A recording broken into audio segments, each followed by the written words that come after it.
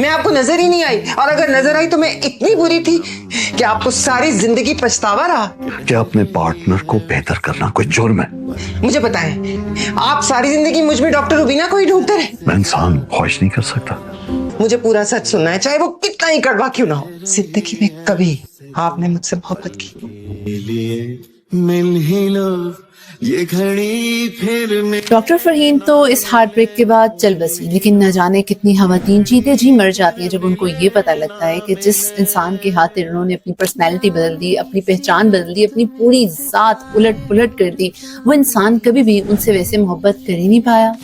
As a clinical psychologist and relationship counsellor मैंने अपने therapy sessions में इतना ज़्यादा सुना है खवातीन को ये कहते हुए कि मैं उसकी पसंद के मुताबिक ढलती गई, लेकिन मैं कभी उसके लिए काफ़ी ही नहीं थी। And honestly this is not a heartbreak, ये पूरी आइडेंटिटी का कोलैप्स है, जहाँ पे सालों आप अपनी सेल्फ वर्थ को किसी एक इंसान की एक्सेप्टेंस से जोड़ देते हैं और बहुत सालों बाद पता लगता है कि आप उसके काबिल ही नहीं थी कभी। लेकिन हीलिंग की शुरुआत उस दिन होती है जिस दिन आप ये पहचान लेते हैं कि किसी की मोहब्बत पाने के लिए अपनी आइडेंटिटी कुर्बान करना ज़रूरी नहीं है। ये याद रखिएगा, कोई भी इंसान जब आपको सिर्फ तब एक्सेप्ट कर रहा है और पसंद कर रहा है जब आप उसकी मर्जी के मुताबिक अपने आप को कम्प्लीटली ढाल लेते हो, तो वो आपसे मोहब्बत नहीं करता, बल्कि उस तसव्वुराती शख्सियत को चाह रहा होता है जिसको शायद वो कभी हासिल नहीं कर पा रहा होता, और आपको पाने के बाद वो समझता है कि शायद आपको वैसा बना लेगा।